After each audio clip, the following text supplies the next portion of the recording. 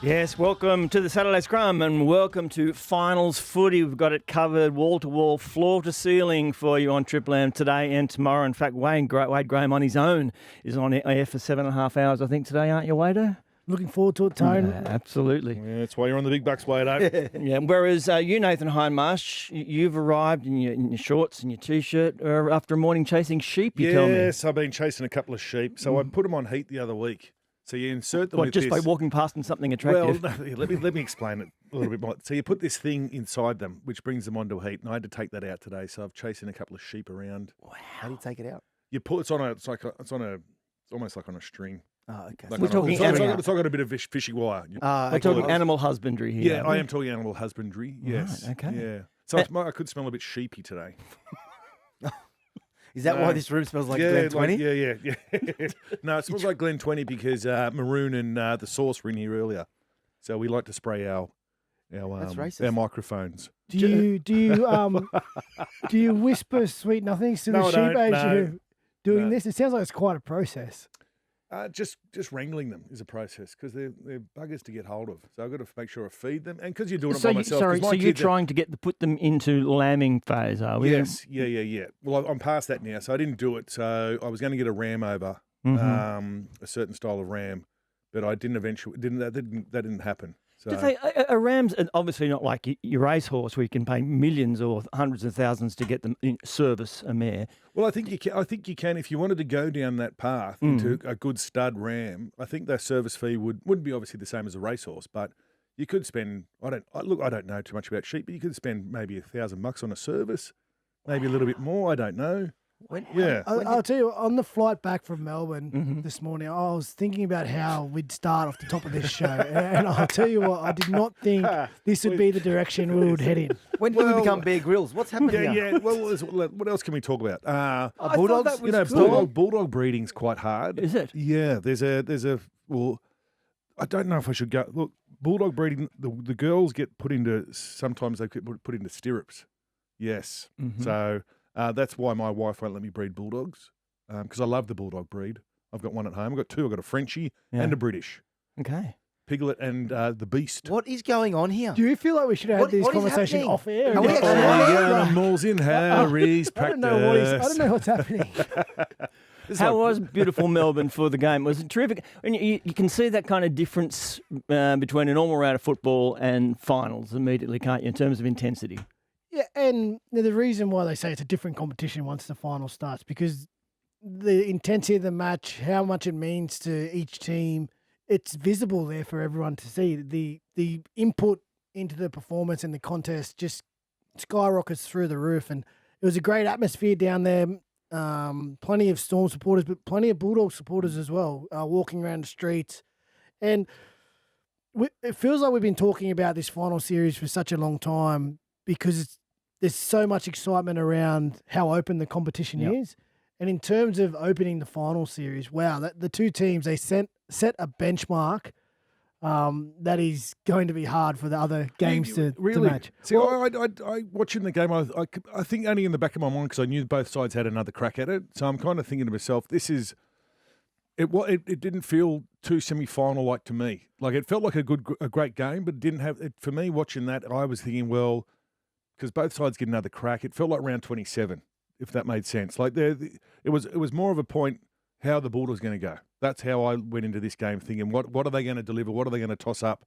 Are they going to be ready? Are they going to come close? Because look, at the end of the day, they played better than I thought they were going to play. In considering the circumstances of the game as well, with injuries, blokes going down, obviously Crichton, Kickow, all those sorts of players, Sexton coming back, Reid Marnie getting dropped. So they performed better than I thought they were going to, but I didn't have that semi-final feel. But I wasn't there though. I would say, looking at the game, I don't think either team was at their clinical best. It wasn't an arm wrestle. Yeah, it wasn't the standard where you see just players at their best coming up with plays to get the victory. And it wasn't free flowing but the intensity in the contest, like some of the collisions. Oh yeah. The will to fight on, the emotion in the game, like the way how brave the Bulldogs were with all they had to deal with, it just made such an entertaining contest. And again, that's what I'm basing, the benchmark off. Like there was two teams out there not at their best, but just throwing everything at each other to try to get the result. You could see the Storm were desperate for that week off too. That I think that was their mentality going into the game. We need to win this purely to have that week off for a bit more rest, a bit more, get things right. So look, they won it. It was a tight contest, and yeah, let's move on to today's games, which are going to be belters as well. Absolutely. We'll dig deep into that game in a minute. Michael Chammas, you were on the sideline? Yeah, I was out of the game. I agree with Wader. Like, the Bulldogs were so brave in that performance. Everything went against them. They came in under a lot of pressure because the last month hasn't really gone to plan for them. And kick out going off early, the disruption that caused. Then the injury to Crichton, who's been their rock. Did kick out break something? I don't know. It looked as though he broke something. He looked like he was in a lot of pain. Then he was back out there 15 minutes later. So, I think with the black eye though. With the black eye. They were concerned about the eye. What are you alluding to? What are you saying, mate? It was There was some swollen. carry You could on. Is that hardly what you're see saying? it. Swollen. Where were you Don't sitting? must have not watched the game because I looked at it. I went, mate, come on. What's wrong with Come you? on, you've copped a bit of an stray elbow in the eye. Let's get up. Let's play that. Let's get it marker. You're in a mood, aren't you? It was similar to Munster. Then all of a sudden he'd got up. Yeah, and I he know. was ready to go There was as a few of them. So Yeah. kick out wasn't alone. But yeah, come on, mate. You're a big boy. Cammy Munster's got to learn to just take it a bit further, I think, when you're acting like that. I think there's going to be a few roles, like your old football Get style. Chammy to show him show him how how a few to- roles. Yeah, I can work it, mate. He's got it well covered. I think the Melbourne Storm have got a little bit of a reputation now as the leaders of the pack in the diving game. Where are we in terms of were there any charges from the game? What about the injuries? Because they're the crucial things that have come out, and for the Bulldogs, that's quite intense. Certainly with their captain, who went off after 20-something minutes. First, they said knee, then foot, then ankle. Where are we? Yeah, I think we've seen the last of Stephen Crichton this year, Tone. I was out in Melbourne this morning, flew out, saw the team this morning at the hotel, and it seems to me there are fears that this could be a serious injury now. Not confirmed. He needs to have scans, but there is a potential for a Liz Frank injury, which I think is 10 to 12 week recovery. Yeah, she's nasty. So that's not only season over, that's Samoa Pac champs over, if that is the case. Now, as I said, not confirmed, has to have a scan, but he's in a lot of pain. And I don't think the Dogs are making plans for Stephen Crichton to play next week or again this year. So that's a huge out. Anari Tawala, I saw him this morning in a moon boot, got a calf injury. I don't think we'll see him again this year. The good news for the Dogs, though, is Bronson Cherry is expected to come back next week. And there is talk that Marcelo Montoya may be able to return from that syndesmosis injury earlier than expected. So some pivotal injuries for Canterbury. And then it raises the question, what do they do next week? Because I thought Matt Burton moving to centre was really good. And it was an unfortunate stroke of genius from Cameron Ciraldo putting Sexton on the bench. I don't think he wanted that situation to play out. But if Reid Marnie was on the bench, they don't get the flexibility to do what they did, which was bring Sexton onto the field. I thought his ability to control the game changed the way things were going for the Bulldogs. He had an unfortunate moment in the second half, kicking the ball out in the full, which was a real momentum turner. Yep. But Cameron Ciraldo's got a massive decision to make, and I think he's going to have to, by the looks of things, play Burton in the centres with Cherry, and then hopefully Montoya comes back with Kiraz, who's no certainty either. He was hobbling around yesterday, Kiraz, after being cleared to play, after coming back from that ankle injury. So the Dogs are wounded. They were brave. They will take a lot of confidence out of taking Melbourne to the wire. But they're also an element of frustration around the match officials as well, because Cameron Ciraldo after the game was critical of the way Adam G conducted himself, and especially around the ruck. Yeah, well, let's have a listen to what the Bulldogs coach had to say after the game. There was a lot of going back and forth, set for set, and then it was brilliant. A few crucial calls changed the momentum of the game. What did you make of that? Yeah, I was probably hoping you'd ask me that question 10 minutes ago and then calm down and think about, not getting myself in trouble. But the good thing, we come down here 3 weeks ago and you know the rules of engagement after that, and just shut my mouth. But I think about half-time it was half a second slower in the play of the ball, and we were the ones getting penalised for slow ruck, so I wasn't happy with that. The 2 points, high tackle penalty in the first half, I was disappointed in that. And then when we gained some ascendancy there in the second half and there was a crusher penalty coming off their own try line, I was even more unhappy with that. So as I said before, you need a bit of luck in these games, and we got 0-9. A fair bit to unpack there from Cameron Ciraldo. The first point being that he seems to think they were hard done by the previous time they visited Melbourne, and then backing that up. But I thought Adam G had a perfectly fine game. It seemed to flow. We'll come back, Michael Chammas. Obviously, you've got some detail on that. I was happy with Adam G's game. I thought he flowed. He let the game flow really well. Of course, there's maybe a couple of calls here and there that could go either way, but you don't go to an away trip thinking you're going to get the rub of the green. You know you're going to be up against. That's the whole issue and challenge about going away. If it's at a core stadium and they've got 60,000 Bulldog supporters there, they're probably going to get the rub of the green. That's just the way it works in sport. And I was more than happy with the way Adam G officiated the game. A couple of instances where players stayed down. He didn't cop any of that. He just said, if you can't play the ball, or you go with the trainer, we'll move to play the ball, get someone to play it, away we go. And the high tackle call on Kikau was wrong. They got a penalty for that, 2 points for that, and that was clearly just hit the arms. Yeah, but there was also one in the first half where I think Curran hit someone flush. Yeah, true. And they missed that one. So swings and roundabouts. It swings around in the game. That was a crucial moment, though, Wade. Like, it changes the context of the way they play. Like, those 2 points, it shouldn't have been a penalty. And then they're trailing by 2 late in the game, and they're pushing passes to try and get in front. Kickout doesn't throw the pass that leads to Warbrick running away and scoring the game. So I can understand the Bulldogs' frustration with that. He didn't even get him in the head. Like, if you're going to give 2 points away, there's got to be some sort of contact to the head. That was a big call. And like the frustration from the Bulldogs was from the other end and talking about infringements, the repeated infringements from the Melbourne Storm defending their line. There was like a 10-second play the ball at one point.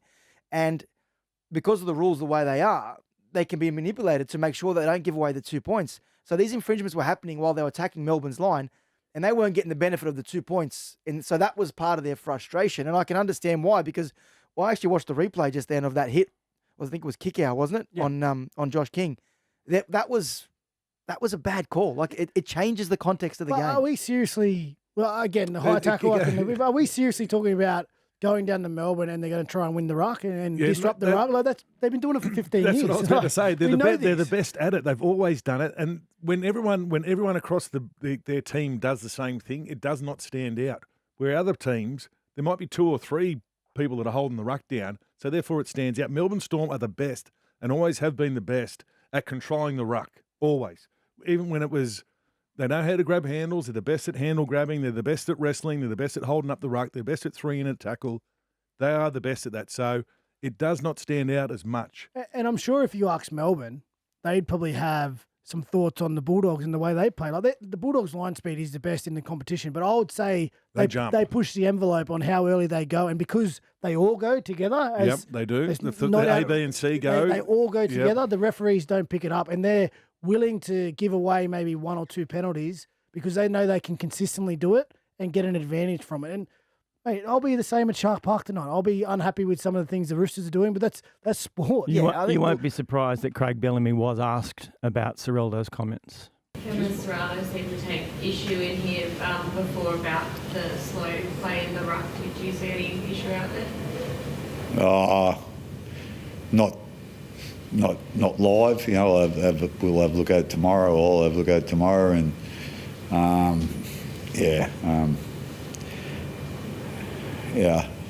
just the one thing I sort of noticed today, again, it might have been slow play, the balls might not have been, but it seems as though the league's got a different opinion of hip drops now. You know, it didn't matter before about hip drops. You know, I don't think any player goes out there to drop their hip on the back of someone's leg. But in the past, you know, we've had players, and other clubs have had players that have been suspended for that.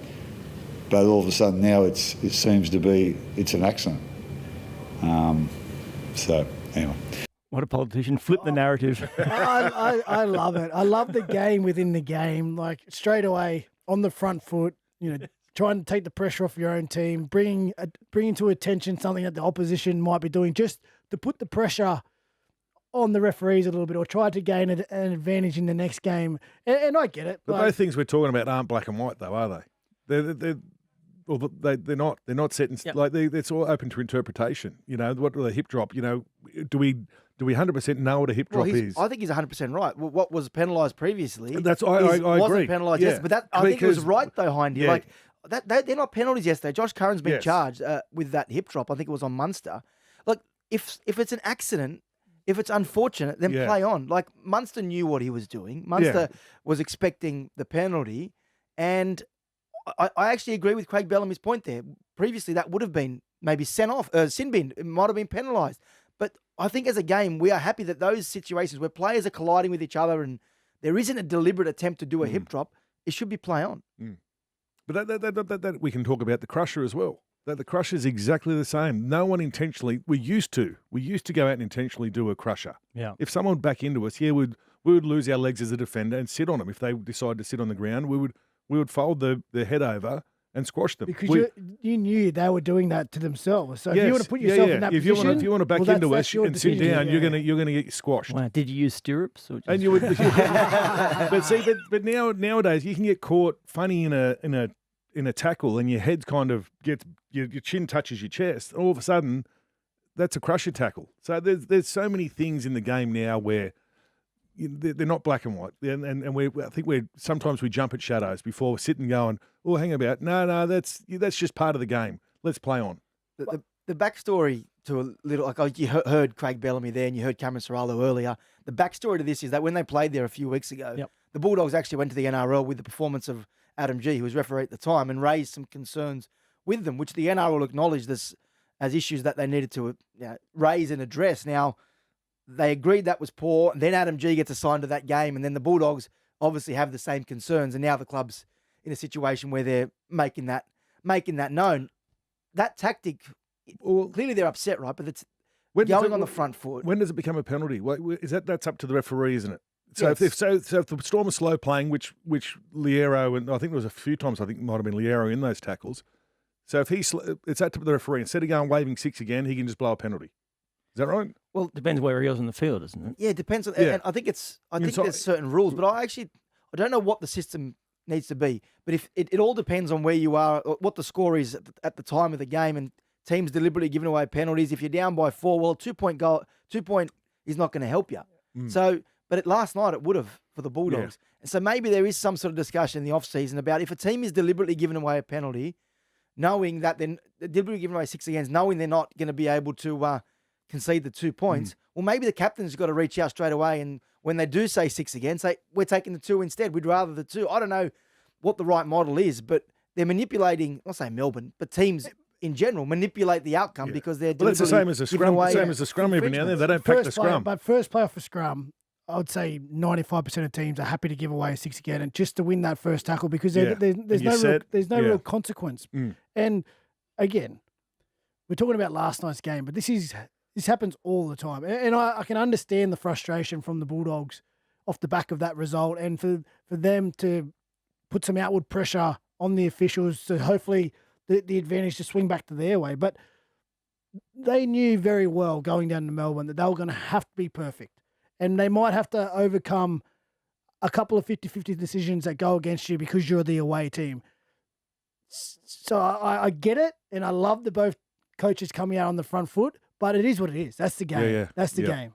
But is it at all surprising that the NRL, after being asked or being told about Adam G in that performance, that they then appoint him, or is that just what happens? Well, I'm sure every team will have their views on a game. So it's not like it's the Bulldogs have whinged and this is a one-off or it's a unique situation. They'll go through the games. Now, is it a coincidence Adam G got it? I'm not sure. I'm not sure what the process was in that period, but I can guarantee you the Bulldogs were aware of that.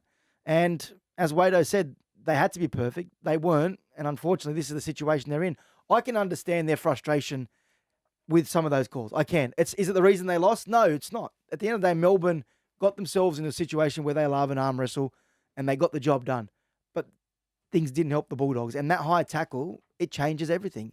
And the Bulldogs had their own issues to worry about, injuries and reshuffles, which we'll get to a bit later on. But I can understand that they're frustrated this morning. Storm 26, the Bulldogs 18. It wasn't in the bag until they intercept right on the death. Will Warbrick running away, putting the ball over the line, and the Storm got the job done. But if I ever listened to Cameron Ciraldo, the coach of the Bulldogs, he was very pleased with his team's performance. I think firstly it's one of the bravest performances I've seen or been involved in. We lost kicks early for a bit there, and then we lost Critter, and then we lost Anari later on. And not much was going our way, but geez, they were brave. Just incredibly proud of how they prepared and how they played. Lots been said about how we've been playing, but we came down here full of belief and played like it. There he is, Coach Ciraldo. Happy with the way they went about it. Oh, I certainly agree with him. Despite losing the game, they certainly don't lose any admirers. Their resilience, the ability to overcome the adversity, losing your captain early, obviously Kikau off then back on, the reshuffle in the back line, Sexton off the bench, an immediate impact. We know all the storylines behind his, where he sits in that club at the start of the year compared to now. Tuala going off late, another change, Preston into the edge, and continue just to fight and hang around and fight and still be in the game until that Warbrick intercept. It's certainly a brave performance. They put everything into it, and you need to be chips all in because the advantage of the result. You get to week off, like the Melbourne Storm now, sitting pretty, not at their best, but they get to review that game, have a week off, a 2-week preparation into their next game, one game away from a grand final. The Bulldogs, despite the amazing effort, now injuries to deal with, have to dust themselves off and get ready to go again next week. So there was a lot at stake. Bulldogs certainly brave, but they need to get ready to go again. Dogs obviously definitely tough. They had to go through a lot for this game, which kind of makes me think, well, how good are the Storm then? If the Dogs, they took them to the wire, all these injuries, the shake-up at the start of the week with, in some players in and out, maybe a bit of a distraction for the boys there, but to go down to Melbourne, against Melbourne, home ground, semi-final style of footy, or semi-final footy, and to get close with everything that happened, I'm just kind of thinking, well, they get through this, so I could take a lot of encouragement out of it for sure. Injuries-wise, it's going to be tough, obviously Crichton being out. But I'm just thinking, I'm thinking, how good are Melbourne going? That's where my head's at the moment. The Dogs will look after themselves, because I don't take this the wrong way, Dogs fans, but I didn't think they were going to be premiership contenders once all this sort of stuff started happening. They started going on a bit of a downward spiral. The chopping and changing of players, they kind of lost their way a little bit. You mean through the Lockie Galvin Through the thing? Lockie Galvin situation, all that sort of stuff. And they lost their steeliness in defence, and then they were trying to make it up in attack, and they just couldn't do it with what they've got at the moment. So I'm more concerned with how the Storm are going at the moment, to be honest with you, rather than the Dogs. The big talking point this week, obviously Storm will get the week off, but the big talking point around the Bulldogs will be, what do they do next week, Hindy? And the question is, do they have to play Sexton at 7, Galvin 6, Burton at centre? Can they win without Crichton? Look, there's going to be 60,000, 70,000 Dogs fans at a core stadium next Saturday or Sunday. There's going to be a huge advantage. I don't think mentally yesterday will do them. I don't think they'll be scarred by yesterday because they were in that game. But the physical toll is going to be huge. And I think the energy that Sexton brought yesterday onto the field, you can't ignore that. And Burton I think Burton's a world-class centre. I don't know if he's a world-class 6. He's been playing there. And as much as I think Galvin's a good signing, he's got a lot of potential, he doesn't look right. He just looks to me, he looks timid. And he looks as though he's a little bit lost out there. He's not a natural 7. Defensively, yeah, I think teams have worked him out. Like, defensively, he's probably not where he needs to be at the moment. That's for me an outsider looking in, where he kind of gets roughed up a bit defensively. So he definitely needs to work on that. And I think Melbourne Storm found him a couple of times last night, and a few other teams have found him leading into the semi-final period as well, where they've decided, let's target him. I think I heard something the other day where last time they met, I think Munster was yelling out the whole time, get at him, get at him. So he's sending his big boys at him because... Well, that first play of the game where Munster took the back row and he gave up his inside shoulder, that's nerves, that's inexperience. But you know, not the speed. not so much that. Like he's gone, he's drifted when he shouldn't have. We get that, and he slid. But it's more so the contact close to the line. There's been a few times where he's been carried over the line with that contact being 5-10 metres out, where he hasn't been able to stop the tries. So I think he's getting found out a little bit there because he's had to put so much into his tack because all the pressure is on him to be the next best thing at the Dogs and be that attacking genius that we know he can be, and to live up to those expectations that have been put on him as a young player. So he's focusing a lot on his attack where I think he's got to start, doing a bit more defensively as well. On the surface, for me, obviously not in their four walls, because of the injuries and, how the chips have fallen, the back line's actually a simple decision. It's Cherry back in, Burton to centre, Galvin, Sexton in the halves. Hopefully welcome back Montoya. Carraz on the wing, although he looked a little bit not 100% last night. He still was carrying that ankle a bit. And Tracy at fullback. That's their back line if things go, for me, on the surface. The bigger question is what they do with Reid Marnie and whether they bring him back. Bailey Hayward. I think you have to. Honestly. Bailey Hayward made 51. 50 he missed 15. I know. And did you see him at all? I know this is not his fault. Did you see him run from dummy? Did he get out and probe or, And again, after that performance and how wounded they are, they need to tap into the emotion and in the crowd of a core stadium. He'll bring that. He'll spark something. Yeah, he'll come out of the line and try and whack someone. Or he does. You watch him play and he creates that energy. He's got a nifty little kicking game out of dummy half. He's a worker. He's a toiler. And he's a player and he knows when to run. He's a player that'll bring the crowd into it. With the high risk plays that he does come up with. Yeah.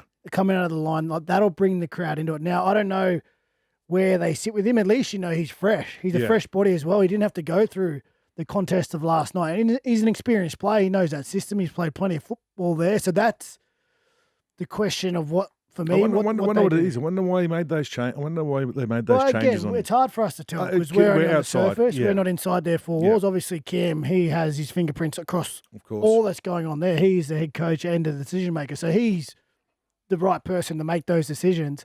But again, from the outside looking in, that's the biggest decision for me. You talk about what went on. I think there's no doubt whatsoever that it left a sour taste in the people's mouths at the Bulldogs when he came from the field against the Eels. And he came off the field and he was ropeable about being hooked from the field. Now, you want that, but I just think there was an element of he's taken it a step too far. Team first mentality needs to be shown here, and I think that left some people disappointed.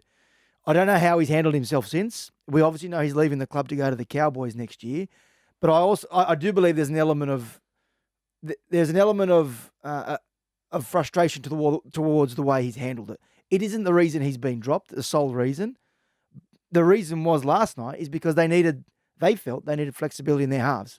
Clearly, it worked well for them because when Crichton went off the field, that allowed him to move Sexton into the halves and Burton to centre. But you guys are 100% spot on, and even more so than ever because he's going to have a chip on his shoulder, not only because he's leaving the club and people have said things about him, but because he's been removed from the team. So if he gets back in that environment next week, Dogs fans going crazy, he comes in the first 20 minutes, he can bring that emotion that they need to spark them. The risk with that, though, is does he overstep the mark? Does he overplay his hand because of all that? And does he get in that niggle and give away a penalty next to the sticks? If they play the Warriors, I think you can get away with it. If you play Penrith and you give away the sort of penalties that they gave away yesterday, rightly or wrongly, they'll be punished. They'll take the two, they'll score the try, and they won't get themselves back into the game. Penrith will just strangle them out of the game. And again, I don't know the answer, and because we're from the outside looking in, but it's definitely a decision that Cam will have to think through this week because it is, it's backs against the wall stuff with the injuries that they're carrying now and the guys they're calling on. And when it's backs against the wall, sometimes you have to take it. It's not a bad thing though having backs against the wall. Yeah, you have to take a risk on players. When you're in that situation and no one's giving you a chance, you kind of get a little bit of excitement about that because again, no one's giving you the chance. So you go, well, bugger you, I will show you. And there's still some outstanding players in that side who can win games. Tilly Tupanua last night, I thought when he was absolutely outstanding. Josh Curran was outstanding.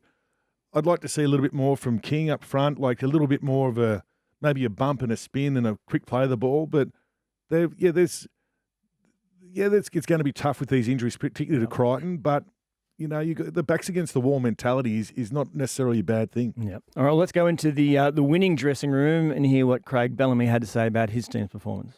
Probably having a few mixed feelings at the moment. I thought we really started the game well, but I thought we lost our way with the ball a bit. I think what hung us in